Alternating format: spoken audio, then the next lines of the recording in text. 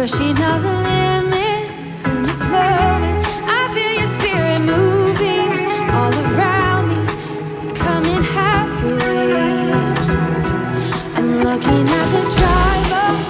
You're reviving. There's faith inside my soul. You're igniting. You're calling me to levels that are higher. I can see your face. When I set my eyes on you, everything else fades. When I look your way, everything else fades. When I look your way, everything else fades.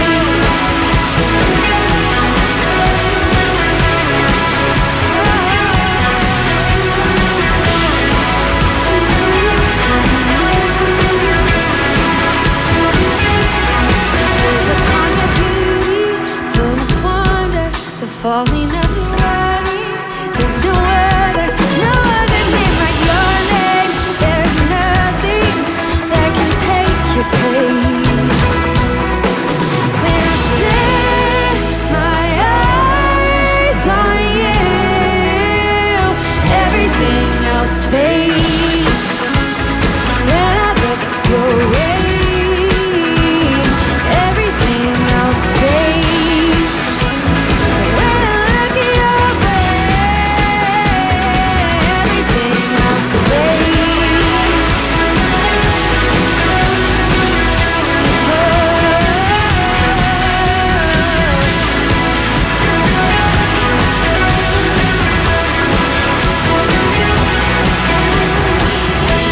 Dancing in the light of your glory, joy is awakening. Rising like the sun every morning, hope is alive in me. Rising like the sun in the glory, joy is awakening. Rising like the sun every morning, hope is alive.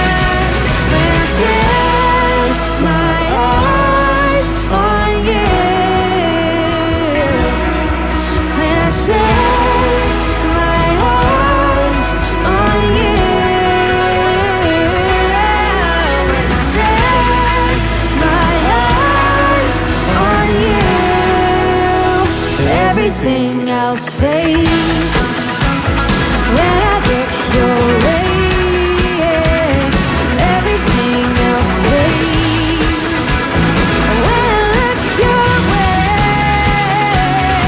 everything else fades.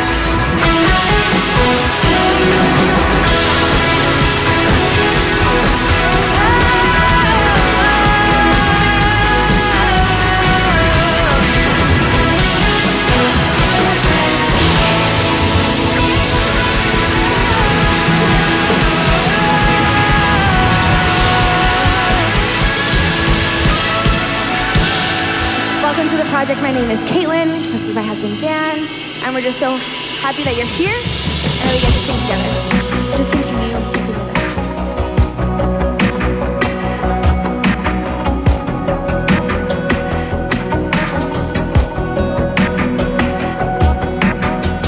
I don't know where I'm going, but I know that I'm chasing after you.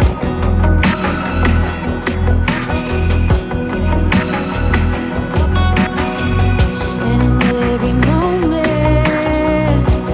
you're the one that I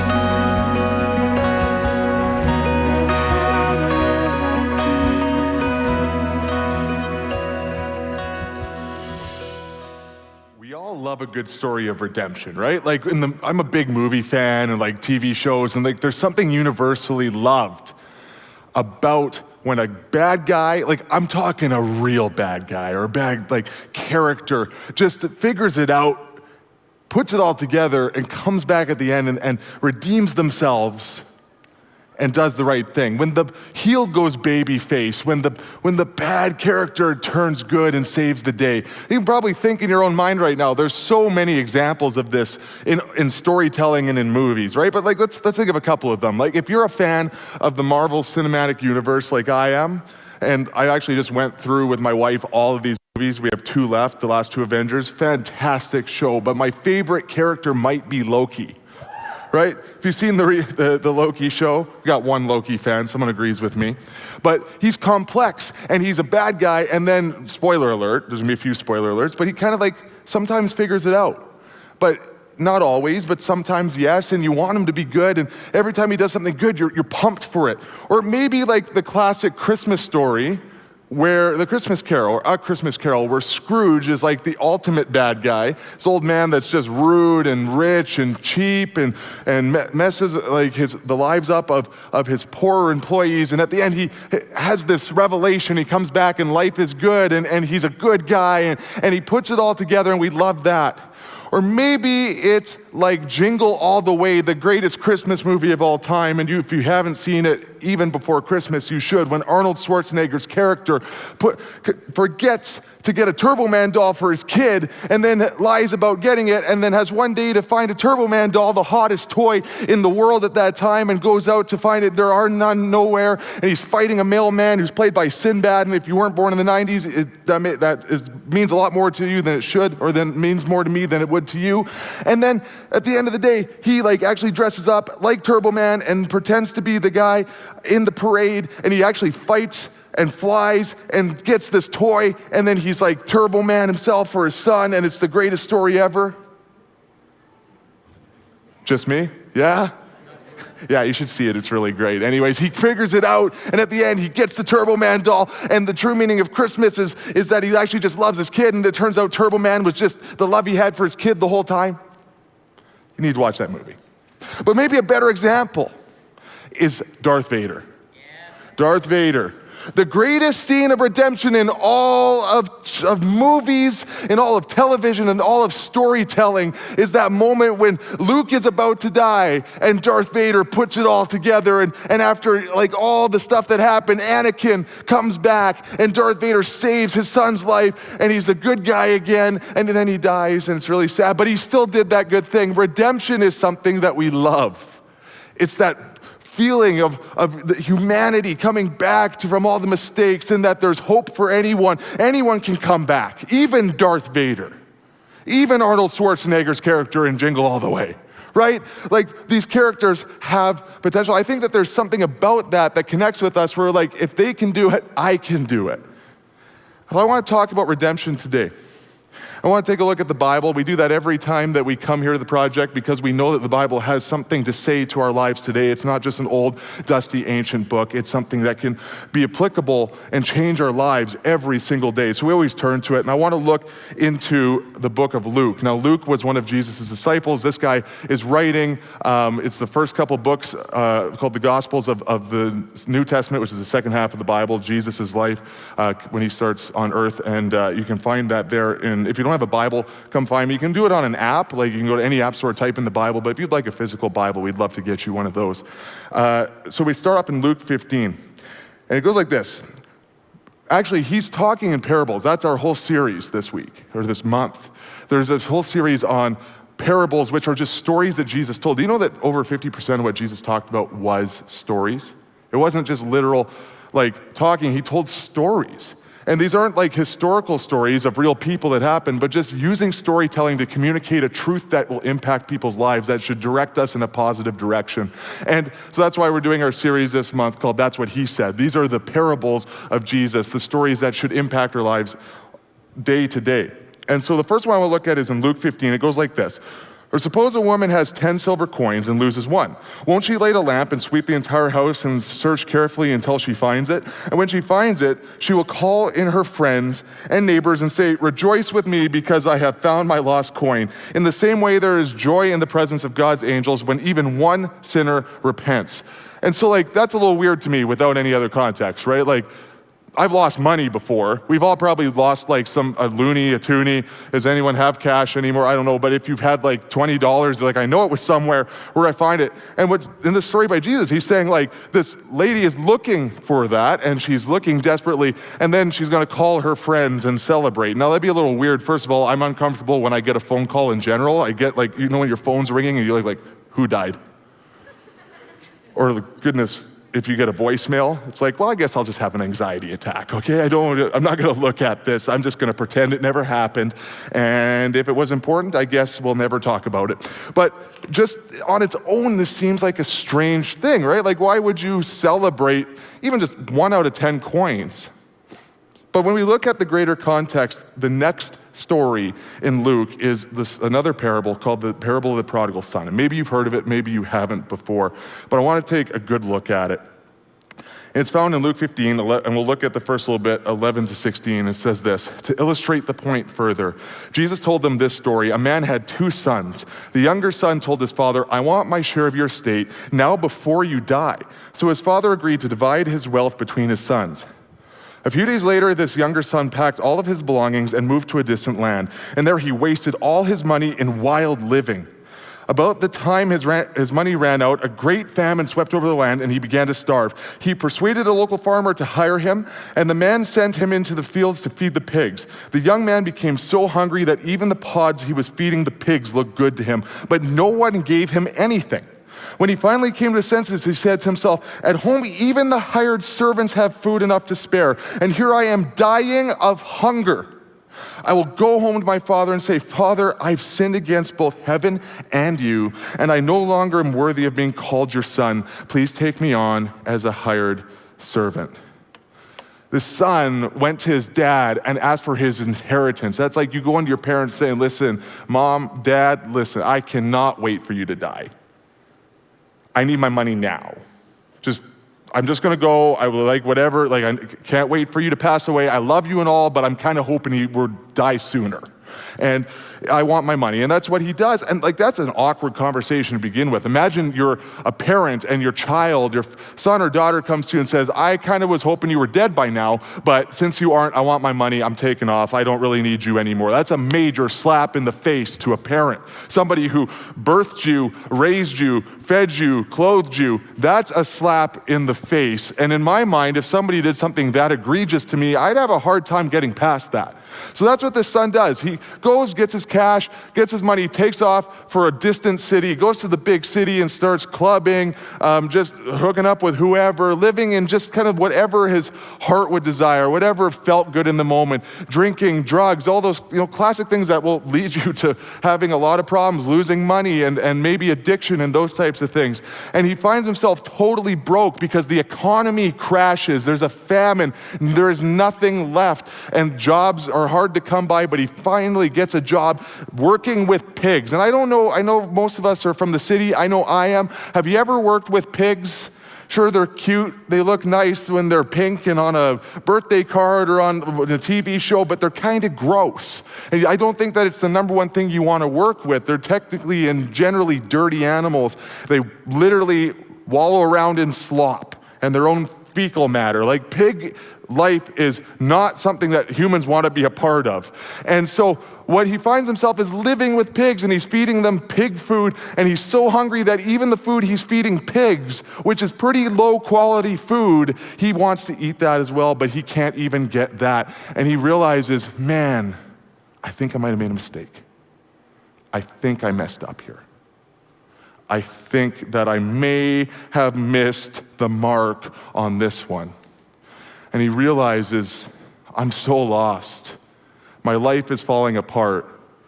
I shouldn't have done this. My family at home has a better life. The servants, the hired hands at my dad's place, they live better than me. I've done the worst thing I could, and my dreams are gone. my money's gone, and I've wasted it all, and there's really no turning back. And I wonder for you, have you ever been in a place like that in your life? Have you ever found yourself, maybe you are there right now, but where you feel like there was a dream, there was something in your life, an opportunity, and you squandered it because of a decision you made, because of a direction you went, because of a mistake that happened. And there's really no turning back. And the opportunity led to the circumstances that you're in, and there's no way to fix it.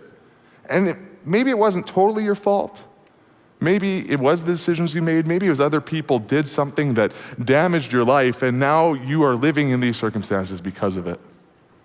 And I think we've been there with broken dreams and missed chances. I know I have.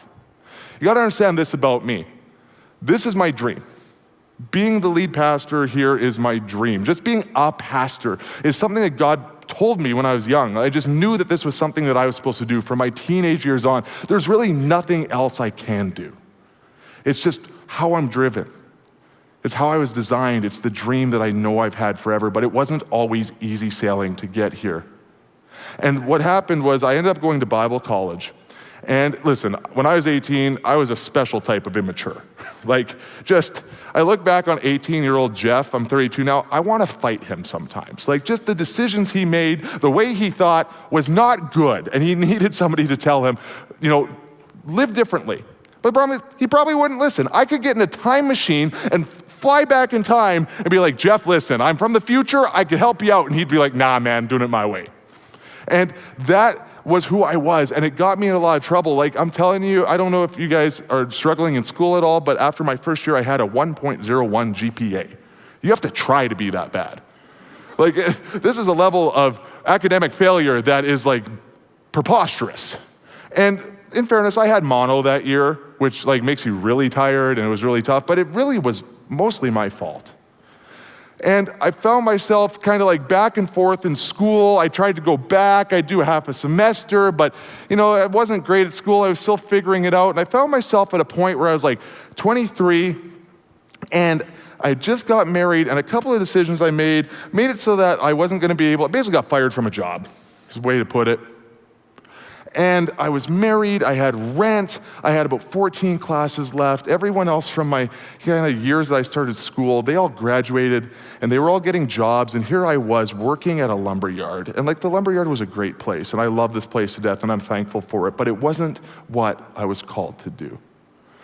And I found myself in this state where I realized in my mind I had missed my chance. I knew where I was supposed to go. I knew what the dream God had given me was. But through my own immaturity, through my mistakes, and I had this moment where I thought to myself, I'm going to be 50 years old with a thrown out back, because that's all you do is huck lumber around, and it's not easy work. And I'm going to come here and do the same job I'm doing today at 23. And I'll look back and I'll realize I missed my chance. This is the end. I wasted my life, and I didn't achieve the dreams that I knew God had for me. And I wept, I cried. I remember just this moment of I have to change something. Something has to happen here, because I just knew that this was a pivotal moment for me. I didn't know what I was gonna do. It just seemed so unachievable to go back to school. You're married, you have bills to pay, and just school is a lot of work and a lot of money, and I had more than a whole year to go. But I knew that there was a dream that God had put in my heart. I want to look back at what happens next for this prodigal son. He decides he needs to go home. And it says, so he returned home to his father, and while he was still a long way off, his father saw him coming. Filled with love and compassion, he ran to his son, embraced him, and kissed him. His son said to him, Father, I've sinned against both heaven and you, and I am no longer worthy of being called your son. But his father said to the servants, Quick, bring the finest robe in the house and put it on him. Get a ring for his finger and sandals for his feet, and kill the calf we've been fattening. We must celebrate with a feast, for this son of mine was dead, and now he's returned to life. He was lost, but now he is found. So the party began. I decided that I needed to do something. with my life. I couldn't just keep chucking lumber around until I was 50 and wait for life to pass me by. I didn't want to live with regrets. I wanted to follow what God had put in my heart. I wanted to actually achieve what my calling and what I believed to be my calling was. So I decided that I would do anything to get back to that place. And I ended up through, it's a very long story, but basically I ended up moving in with my in-laws, which I don't know if any of you are married yet, but that's not exactly the dream of every person, is to get married and move in with your wife's parents. And so I did that. I went back to school and I did like an extended course load, and I'm living in Devon, which is outside of Edmonton. I'm going to school in the north end. It was a grind. Like, it was tough. 14, like I think regular semesters are like 5 classes each. I did 14, I did 2 classes over Christmas. But this isn't about the grit or the work that I put in for this. It was about doing anything I could to get back in line with the dreams that I had, with what happened, what I could say is God's plan for me. And through that work, I ended up getting hired at a church after I graduated. I made it through that year of school, ended up working at a church, and it's led me to this place where I'm here today. And I look back on my life, and I look back at those moments, right? Those low points where I felt like my dream that had been put in my heart, what I was called to, was missed, that the dreams were broken, that I'd missed my opportunity and I had nowhere else to go. And I think how good it is that God made a way for me to make it out of that. And so I look at this story of the prodigal son, and I look at what he did and when he went home, and the fact that his dad was waiting there, just waiting to accept him, to bring him back. And I think, man, that's such a good analogy for the promises that God gives us. The idea that God gives us dreams and that it doesn't matter how much we mess them up. It doesn't matter how big a mistake we make. God is always there to help us to achieve those things again. The hope of the story of the prodigal son is that even if we have squandered the gifts of God that he's given us, we're never too far from coming back, and the dreams and promises that God have for us are still there. We just sometimes need to swallow our pride and come back. Because so often we've been running, right? We've been running away from the thing that we knew we were supposed to do, from the life that we know is the best way to live, and we just keep running because it's either easier or we don't want to face the problems or face the facts that we may have made mistakes before. It's easier to just run the other direction. Have you ever been there? Are you there right now? Was there a promise in your life? Was there something that you knew you're supposed to do that God put in your heart that you have been running from for a long time? What is it in your life that you need to put back together? Because I'll tell you what, if I wouldn't have made that decision at the lumberyard to turn my life around, I'd still be there. And I could be sitting there and thinking, and my life isn't perfect now, but I'm telling you, if I wouldn't have decided in that moment that it was time to do something about it, it was time to turn back to the promises of God, if it was time to follow the dreams that God had given me, I would still be in that place. And I wouldn't be happy. Even if life isn't always perfect now, I just know that no matter what I do, no matter how hard it gets, I'm where God wants me to be. And that has nothing to do with financial security. That has nothing to do with home ownership. That has nothing to do with the state of the economy or the world around us. It just means that I would rather be in line with what God had planned for my life than to be happy in any other way, in any other space. Because that's not true happiness. That will leave you discontent. It will leave you far away from where you need to be, not necessarily where you want to be. But I want to talk about this because the prodigal son really, as much as it can teach us a lot about following dreams and being able to follow those, futures and dreams isn't what the gospel is all about. At the end of the day, this story, the greatest promise of this story, is that it doesn't matter how many mistakes we make, it doesn't matter how far we've gone, it doesn't matter how far we've sinned, it doesn't matter how distant we are from what God has called us, the standard that we have. And listen, we all have, we've all sinned, right? If you may be like, that's a judgmental statement, sin is such an ugly word, but there is a standard that was set by God, and we all have messed that up. We've all fallen short of that, because I can say that every single person here, if you look at the chaos of the world around you, we can all say that we've done something to contribute to the chaos. Whether that's lying, cheating, stealing, whatever it is, big or small. It doesn't have to be murder or the big ones that you might put at the top of the list, but we've all done that before. We've all turned away from God, whether it's not following the direction for dreams or for purpose in our life, or whether it's just not living by the standard that He set, by living in a way that creates chaos in the world around us. We've all fallen short of that. And Jesus comes, and that's the story of the gospel, that He gives us an opportunity to be made right with God again. When He died on the cross, He made an opportunity that we could actually have that relationship with God again. Where we couldn't before because of sin, Jesus says, I can make that right. I can do anything because Jesus was God. And so that is the amazing part of this prodigal son story, is it's not just a story of redemption for broken dreams, but it's actually a story of that no matter how far you are, no matter how much you may have taken what God has given you in life and slapped Him in the face and said, I'm going to do it my own way, I'm going to go do all these things, that He's still there. He is the Father in this story saying you can come back at any time. Or if you've never been here, if you've never known me, you can come and know me. My house is open for you. Relationship is open to you, but you have to make the decision to come back to God. That's the awesome part of the story. There's really nothing more fundamental than the gospel, than this, to what we do here. This is why we do what we do, is to share the message that Jesus is extending an open opportunity to you, that no matter where you've been, no matter what you've done, it may not have been okay. And it wasn't okay. And it hasn't been okay. But it doesn't define you. And you might be sitting there tonight and be thinking like, Jeff, listen, you don't know who I am. You don't know what I've done. You don't know what I've lived through. You don't know my lived experience. You don't know these things. I'm here to tell you this. It matters what happened. It matters what you did. But to God, it's not the defining thing. What defines you is your relationship with Jesus. What defines you is how you take what's happened in your life and what you do next. And if that next step is to say, Jesus, I want to follow you.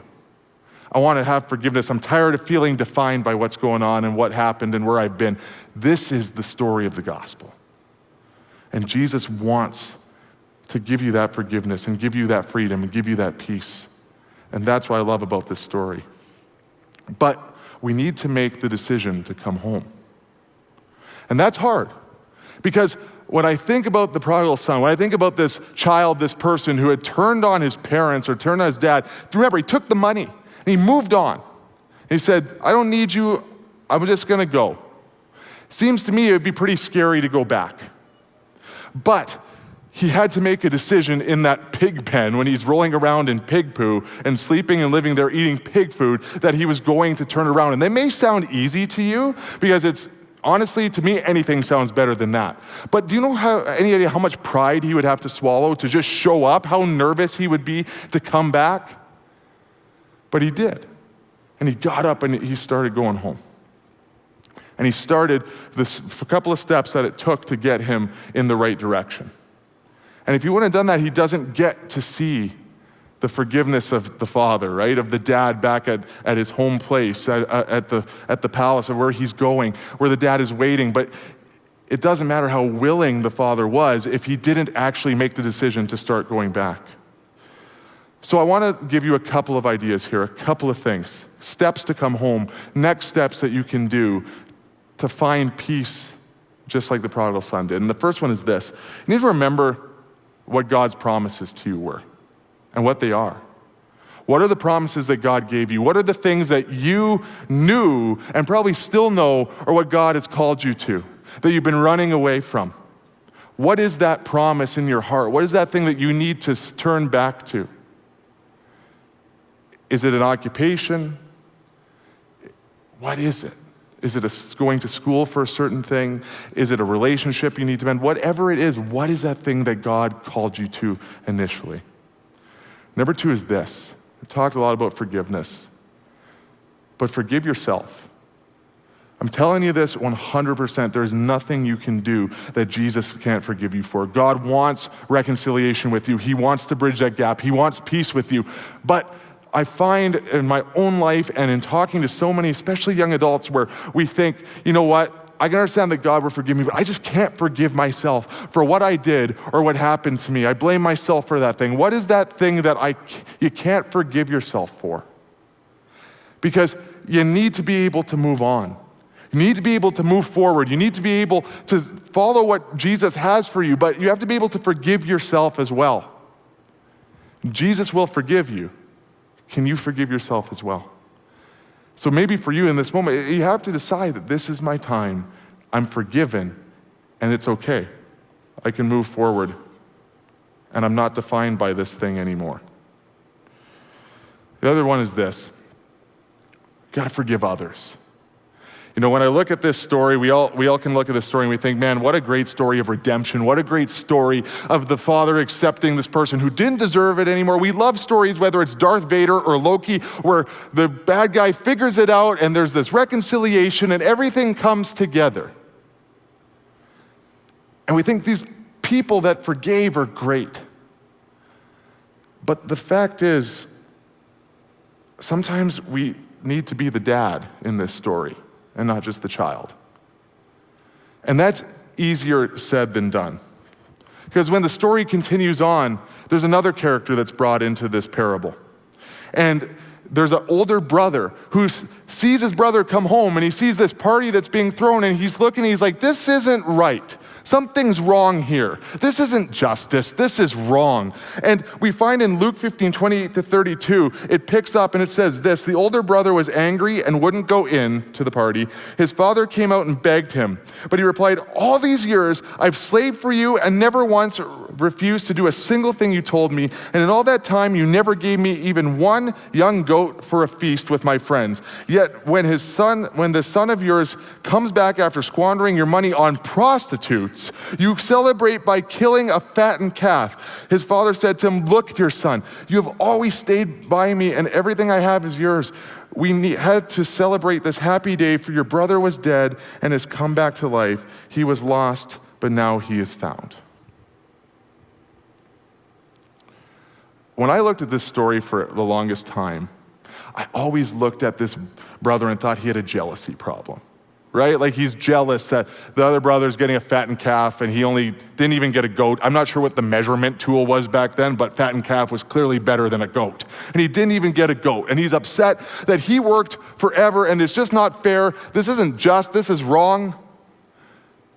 I'm jealous. I want some of this stuff too, but what he did, he may have had some jealousy, but beyond that, it's not just a jealousy problem. This was an unforgiveness problem.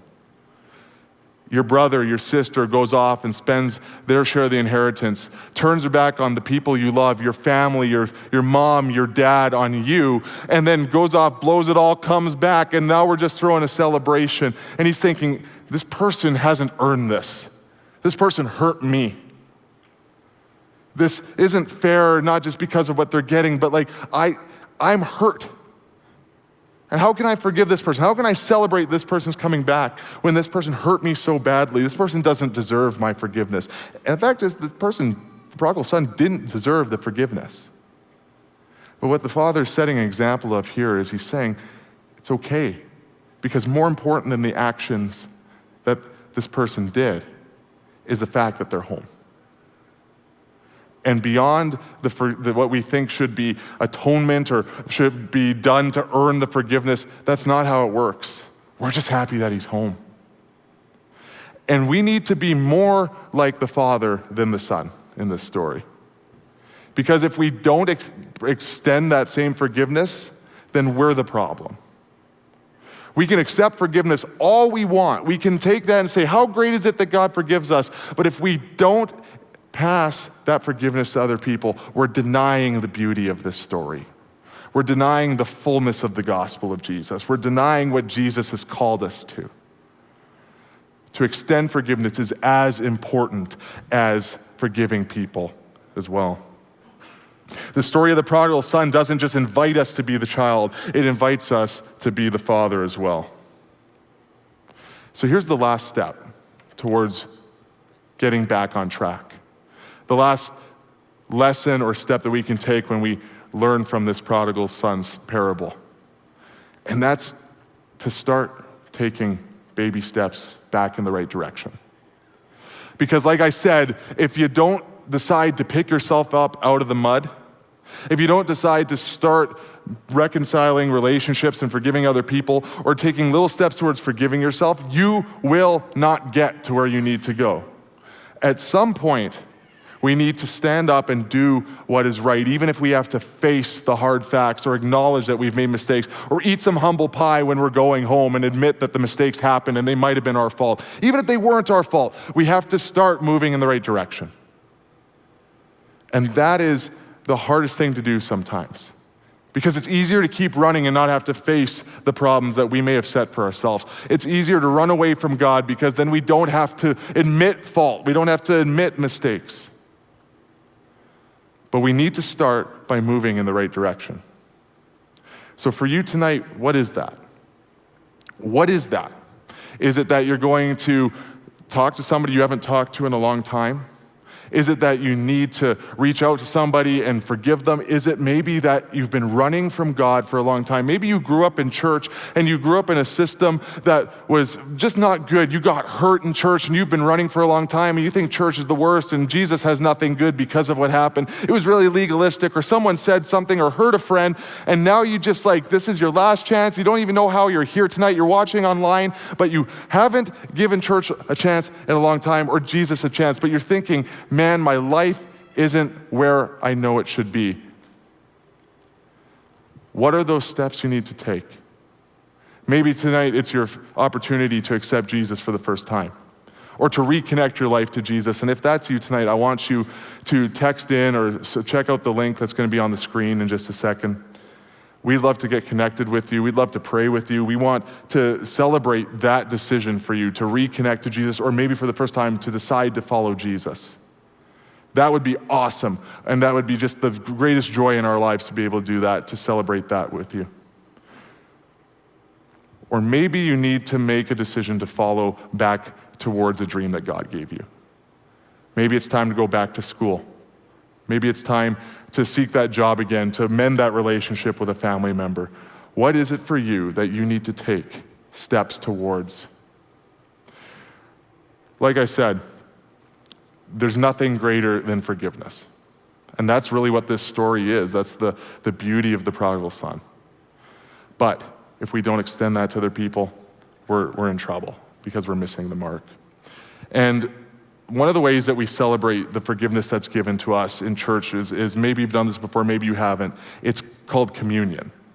And so when you walked in, you received one of these little cups here. COVID we used to hand these out separately, but COVID changed that, and we have these kind of combo cups here. And maybe you've never done this before. Maybe you grew up in a place where it was really, really just reverence and ritualistic for communion. And that's okay. If you did it differently than how we do it here, that's not a problem. But what the power of communion is that the juice in this cup, and there's actually a cracker on the top that you have to kind of like sneak off, they represent what Jesus did for us on the cross. And the cracker represents that he was beaten and his body was beaten up for us, and that the juice is the blood that he shed. And when he died on the cross, he made it possible for forgiveness. And you may have experienced before in church, and we do this from time to time, where we will, I'll take the cracker and we'll do it together, and then we'll take the juice and we'll drink it together. But we're going to do it a little bit different because the band's going to lead us in a couple of songs. And just kind of in your own time, I want you to think about the power of this story, the power of the gospel, the power of the forgiveness of Jesus, that no matter where you've been, what you've done, that there is forgiveness and hope for you.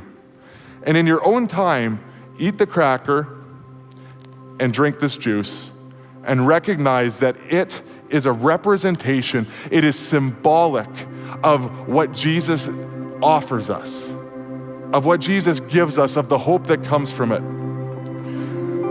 Paul, who wrote a good chunk of the New Testament, who's a pastor and planted tons of churches, he said in the book 1 Corinthians, For I pass on to you what I received from the Lord himself. On the night when he was betrayed, the Lord Jesus took some bread and gave thanks to God for it. Then he broke it into pieces and said, "This is my body, which is given for you. Do this to remember me." In the same way, he took the cup of wine after supper, saying, "This cup is the new covenant between God and his people, an agreement confirmed with my blood. Do this to remember me as often as you drink it. For every time you eat this bread and drink this cup, you are announcing the Lord's death until he comes again." If you're a guest here and you're not comfortable with this, you don't follow Jesus, you don't have to do this. There's no pressure. I just invite Christians. This is how we celebrate what we believe and what we do. And this is one of the most, like I said, it's just a symbol of the blood and a symbol of his broken body. There's nothing inherently powerful about the actual cracker or juice, but what it represents is life-changing. What it represents changes the way we live our life. What it represents is the hope in this story that we are never too far from God's grace to come back to the dreams that he set in our life, or just to God and relationship with him in general. You're never too far, ever. I'm gonna pray, and then the band's gonna lead a couple of songs. Just in your own time, you can take those symbols and talk to God, thank him, and see, is there something that you need to come back to in your life? Is it time to come home? God, thank you for every person here, every young adult. We thank you for this parable and this story that you've given us, this story of hope that we're never too far. God, we're just so thankful that we can always turn back to you, that your hope and your love and your justice is never too far from us. So for anyone here who's feeling hopeless, for anyone watching online who's feeling too far from you, God, I pray that you would break through and that Jesus, you would deny the lies that we've told ourselves, for the voice that's in the back of our head that says, you're too far, you're too broken, there's no hope for you, that we would be able to say, no, Jesus, you are with me, and we're coming home. And I'm done with the lies, I'm done with the running, and I'm coming back to you, Jesus. So we thank you. Thank you for what you did on the cross. Thank you for what these symbols and this cracker and this juice mean to us and how it changes our life every day. In Jesus' name, amen.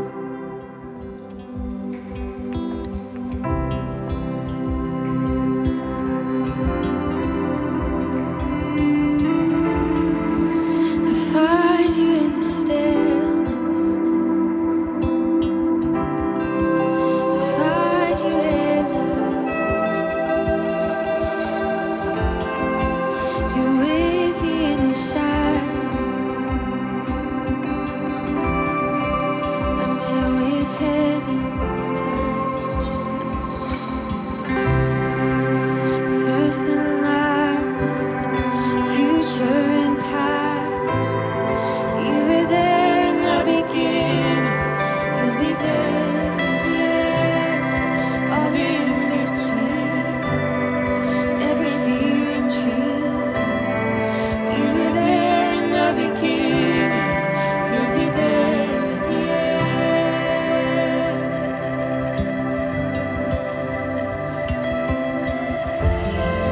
You're the breath of creation. You're here where I stand. And even when I feel unsure, you always have a plan. First and last, future and past. You were there in the beginning, you'll be there in the end. All the in-between, every fear and dream. You were there in the beginning, you'll be there in the end. First and last, future and past. You were there in the beginning, you'll be there in the end. All the in-between, every fear and dream. You were there in the beginning, you'll be there in the end. Oh, you'll be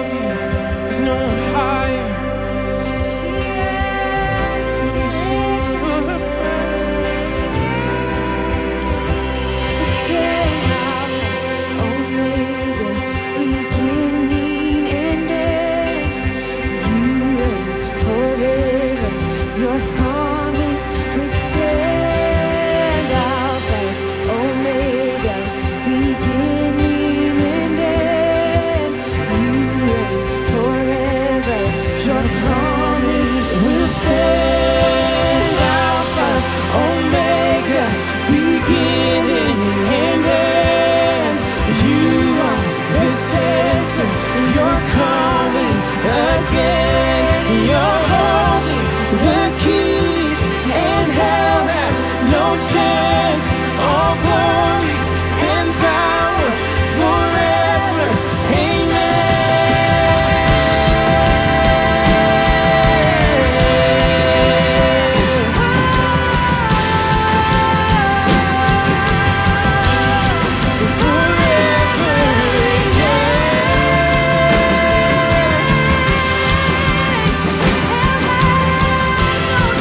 Sing first to last.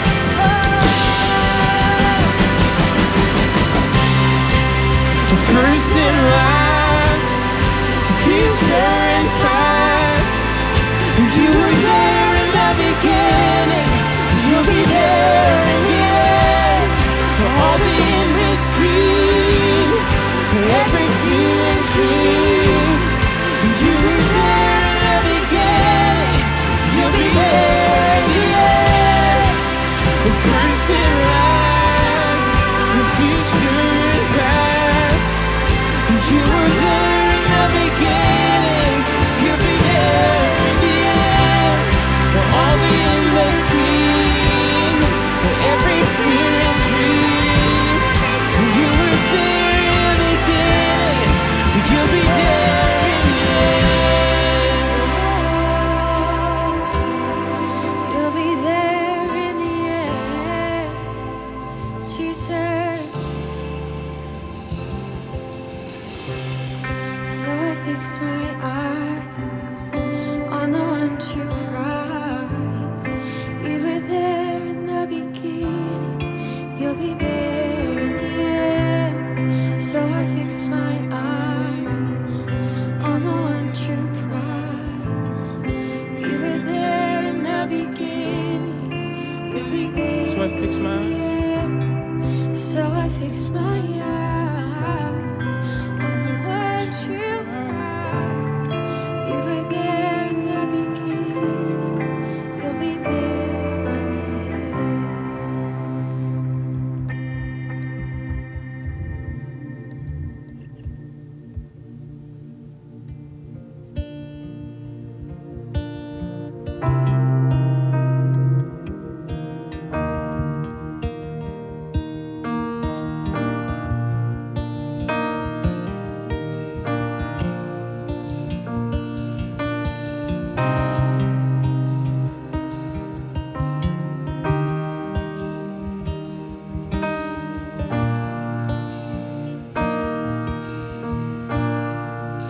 I'm caught up in your presence. I just wanna sit here at your feet. I'm caught up in this holy moment. I never wanna leave. Oh, I'm not here for blessings, God. Oh, Jesus, you don't owe me anything. Oh, more than anything that you can do. I just want you.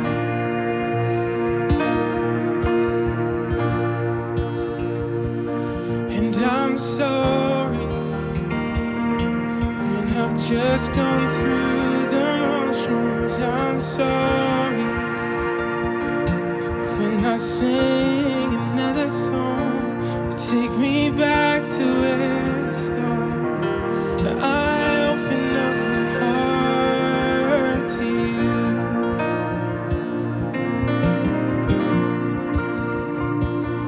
And I'm sorry when I've come with my agenda. I'm sorry when I forgot that you're enough. Take me back to where we started. I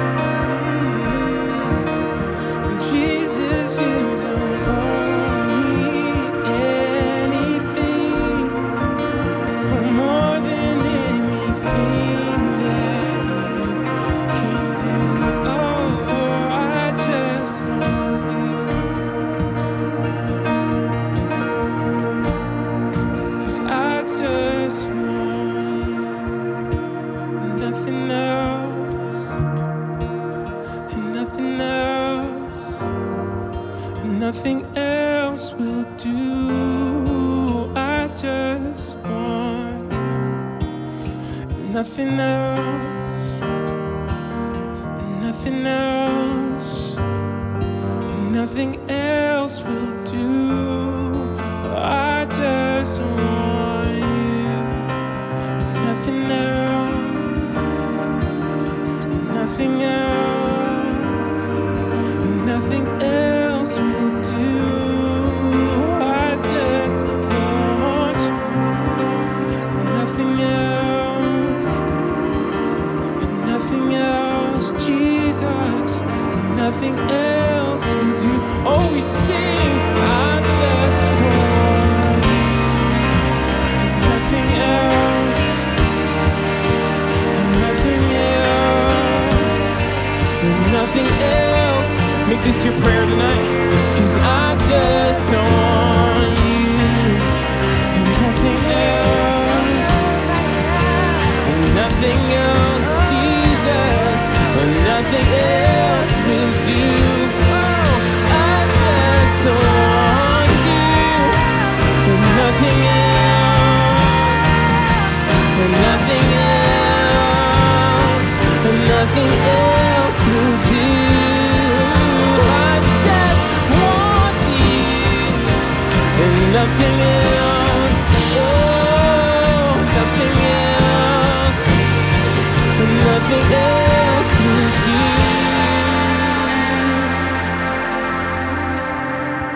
I just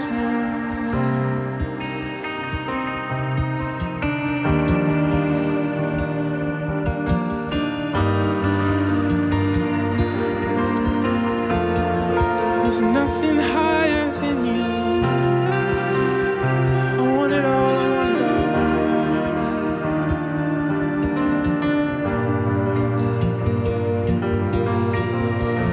Oh, I just want it, just want it, just want it.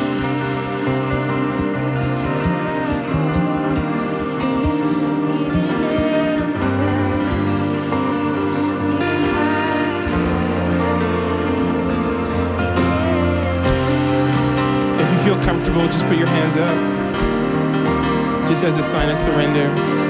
And in this moment, we're just saying, God, I'm surrendering all my desires. I'm surrendering all the things that are about me, and I'm giving it back to you.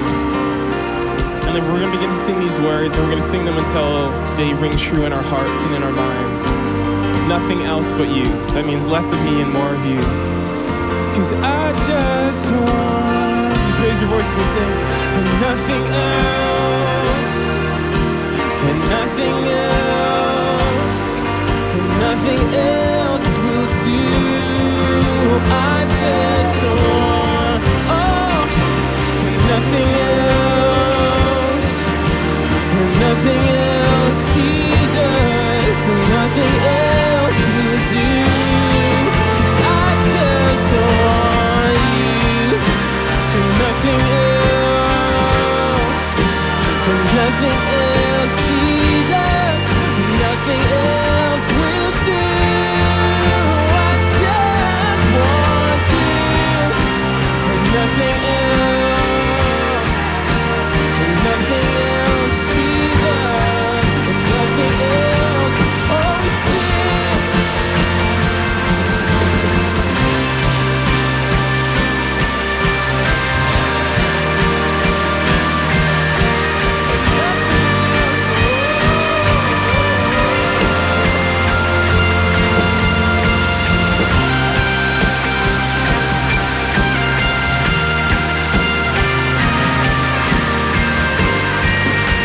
Just the voices now, let's sing. 'Cause I just want you, and nothing else. Sing it out. And nothing else, and nothing else will do. Yeah, I just want you, and nothing else, and nothing else, Jesus, nothing else will do.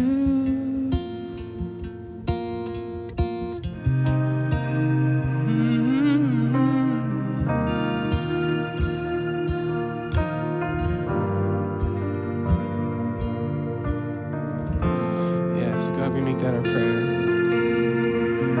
We surrender these things that are holding us back from giving everything to you. And tonight, let's mark it a new start of that surrender. So God, we give it all to you.